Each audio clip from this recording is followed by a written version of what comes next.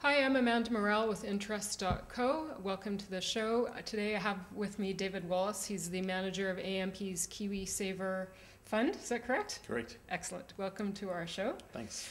David's here with me today to talk about KiwiSaver as it affects a certain demographic, and you're going to address the issues and considerations that relate to the 20 to 30-year-old KiwiSavers out there. Is that correct? Yeah. Excellent. So I read some interesting statistics about that particular group. The majority of them actually who are of that age in the workforce are already enrolled in KiwiSaver, which surprised me. I would have thought it would be a bit of a backseat consideration for a lot of people that age. Is it any surprise to you that people that young are actually already thinking about their retirement? No, it's not. For KiwiSaver, it's really about making many sort of simple decisions. Yeah. And the first one is automatic enrolment. And by getting automatically enrolled, as they're starting the workforce, possibly at a younger age, coming out of university, then that's a decision made for them as far as being automatically enrolled. So it's not necessarily they made a conscious decision, it's just as soon as they're entering the workforce, they're getting enrolled through their employer now? Yeah, I think they've been prompted to join, yeah. And on reviewing whether it's a good decision or not, they've decided it's the place to stay. Yeah. Now, that reviewing the consideration, how long do people have to actually make that determination whether they want to go ahead with that or opt out potentially? Because often you feel a bit pressured to enroll initially, and then you may think that afterwards, oh, I can't, fulfill these expectations. Yeah, they've got the 8-week period in which to make that decision. Yeah. And they'll get given information by their employer. They can't decide straight away, but they should take that away and think about it and really decide whether they want the government to support them with their retirement savings, whether they want their employer to also contribute to their savings, and whether they want to pick up those ongoing benefits. Yeah. What would be some of the pros and cons that would go through their mind when they're trying to work that out?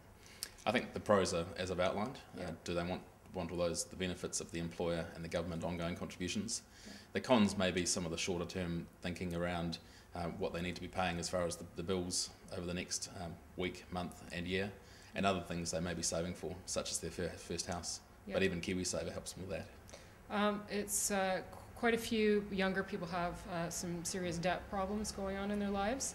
At what point does KiwiSaver not make sense for a young person who's just joined the workforce and maybe has a huge amount of student debt or other credit card problems? Dealing with debt and saving is a very personal decision, and people need to be comfortable with that. Yeah. However, lots of people do put off saving and continue to amass debt, and so it comes down to their personal behaviours. It's important they do get their debt under control and do ensure that they pay that off. But at the same time, it's important they do actually start their savings. And with those benefits from the government and their employer, certainly KiwiSaver is a good way to do savings whilst also paying off their debt. Yep. In terms of what type of fund these people are invested in, 20 to 30, obviously there's a lot of different things going on at certain points of that spectrum. But for a younger person who's 18 or 20, just getting started, what level of risk can they, generally speaking, afford to take? What fund should they be in? I think first it's important that they don't feel pressured to make too many decisions at once. First of all, they just make the decision to get started with KiwiSaver and get to understand that. Yeah. And then moving on to the decision of fund, understand whether they're in KiwiSaver for the longer term, or whether they're focusing on their first house. For those focusing on their first house, then the decision is likely to be a more conservative fund, cash or conservative. Yeah. For those over the long term, again, it comes down to a personal view on how willing they are to accept short-term volatility versus long-term gains. Most providers actually provide some really good tools to assist them to assess that, so they get into a fund that's comfortable. But again, it's about making really simple decisions and not feeling pressured to do it all at once. Yeah. In terms of borrowing for your first-time home, that's not something you're eligible to do until next year, is it? 2012 is when you're able to access? The first people have started taking their money now. Oh, okay. So it's after 3 years within the scheme. In addition to being able to take your money and your employer's money out for the scheme, you also may be possible to get a grant from the government as a first home purchaser's subsidy, which is linked to KiwiSaver. Yeah, and are you able to draw down on the entire KiwiSaver money that you've amassed, or just a portion of it when you do a first-time home? The first-time home is for every dollar you've put in yourself, plus also your employer's contributions. Okay. What better way to start saving for your first house than to be supported by your employer? Yeah. And so what does that mean for your retirement savings? Or once you draw down on that, are you expected, or should you be kind of rebuilding that KiwiSaver fund eventually, or are you able to take a holiday at that point and just focus on paying down your mortgage? What's the best strategy? Again, it comes down to affordability. For many, making sure they get the member tax credit every year, that's $1,042 a year that is available to them, is quite key. So also the employer contribution that's ongoing into KiwiSaver. So if they can afford, then paying off their mortgage as well as continuing their KiwiSaver contributions maximises all the benefits there for KiwiSaver, plus also retiring that debt. And so to get the benefit of the tax credit, that's a $20 contribution a week, or what's the... Yeah, effectively $20 a week. Yeah, so not too onerous for somebody who's got a job. Yeah, and many members can also top up later in the year. So pay out of their pay on a weekly or fortnightly basis, and then reassess closer to the end of the year how much they need to top it up to maximise that benefit. Yeah. Where should people go to for information? Because it's not an easy decision. It's kind of a complex space, particularly if you're young and you're just, trying to get your head around being in the workforce for the first time. Where's the best place for a person to get some good objective advice about KiwiSaver? It certainly does seem like a challenge with a lot of those questions to answer. Most providers, for members that are already in, are more than willing to sort of assist and support members through those decisions. There's also sites such as the work that you've done on interest.co.nz, where you can look at different funds and different fund managers and providers, and also sorted.org.nz also provides some quite useful calculators and tools to assist members to make those decisions. In terms of the enrollment with your employer, I think there's some confusion there about whether you're tied to using the provider that your employer has decided to go with. Do people have the luxury of choice? Absolutely. It's absolutely down to the individual's choice. Again, members may want to put off making that choice until they feel more informed about KiwiSaver and how it works, and work out what's actually important for them to make those decisions on. If they don't know, then going into the default allocation is a simple way of getting into KiwiSaver. If their employer has got a provider and there's someone that supports people in the workplace, giving information and advice, then that's also a great way to go, just to have someone to be able to talk to and get those answers easily. Yeah. Are you beginning to see more people approach you and ask more detailed questions about the nature of their fund and how they should be managing their KiwiSaver, or are people still a bit fearful of the whole thing? I think a lot of people are still getting used to the concept of KiwiSaver, and that's great as well. Letting people make just one decision at a time as they feel comfortable is probably better than us trying to get them to make them all at once. But we are seeing more people with growing balances starting to become more aware of the great savings they've got, and starting to look at some of those other questions we've addressed. What are some of the biggest misconceptions that you've come across among some of the younger people in this 20 to 30 group? I think probably a misconception or fear is very much around the long-term nature of KiwiSaver. Looking out as a 20-year-old at what's going to happen when they're 65, there's a lot of change to come, and thinking about shorter-term objectives, paying off the student loan, getting into a first house, many of those things have put people off KiwiSaver. However, as you've already noted, many have also seen it as a great way to get started and start their journey both to their first house and also to retirement.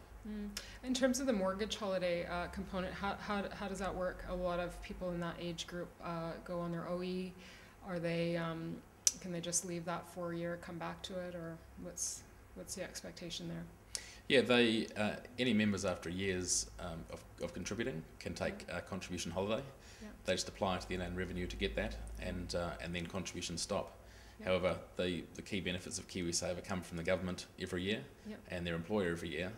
So continuing contributions, whilst making a short-term, making it harder on their personal finances, if they can afford to continue contributions, then certainly it's well worth them doing that. You get a lot of people in this country going over to Australia for a few years to work or somewhere else. I'm not sure what the portability issue is working outside of Australasia, but with respect to any savings that you earn over in Australia, can you repatriate those back into your KiwiSaver if you end up working there long term? Or a lot of work's been done across trans-Tasman relationships as far as moving that forward. We're expecting that this year that we finalise legislation that will allow Kiwis to take their KiwiSaver to Australia, and the Australians to bring it back and transfer it to KiwiSaver. Yep. And that'll be great for those that do transfer across the Tasman. What we often hear talk about the importance of diversification. Would it not make more sense to actually leave some of your retirement savings over in Australia, invested in one of their share funds, or what's the pros and cons of, or the benefit of bringing it back to New Zealand? Diversification comes down probably at a lower level within the fund. Most funds that are available within KiwiSaver are diversified across New Zealand and global equities or shares, as well as all the different portions. Possibly some people, especially if they've got lower balances, either here or in Australia, bring it and knowing it's all in one place, while still being in a fund that gives them that diversification of the actual investment, is better for them. And with respect to fees, I know that's a really contentious subject, but are the fees that you pay on your KiwiSaver here comparable with what you might expect to pay on something similar in Australia, or does it make a big difference at the end of the day? The government's done a great job here and put in place a reasonable fees policy. That means that all providers have to have their fees approved in New Zealand, and in many cases the fees in New Zealand are a lot lower than the same fees for members in Australia. Okay, so there's no hindrance in bringing your KiwiSaver back home then? No, absolutely. Once that's passed, but it is important that people that are looking at that do look at it carefully and do consider what their options are and the pros and cons on both sides. Okay. Is there any segment of or is there for whom would KiwiSaver not make sense for in this age particular demographic? I suppose I'm a little bit biased. But I think even for those that aren't in jobs, if they can afford to get in, they still get the benefit of the $1,000 kickstart to boost their retirement savings, plus the ongoing, basically any dollar put in would get matched by the government. So it's very hard to find someone that, if they can afford it, wouldn't benefit from KiwiSaver. Okay. All right. Well, thank you very much for joining us, David Wallace, manager of AMP's KiwiSaver scheme. I'm Amanda Morrell with Interest.co, and join us. We'll be developing some life stages KiwiSaver how-to guides over the next few weeks. So check in with that. We'll have 3 demographics that you might be interested in: the 20 to 30, 30 to 50, 50 to 60. It doesn't necessarily divide along those lines, but it might give you some general guidance when you're deciding how to place yourself in your fund and other factors around KiwiSaver. Thanks for joining us.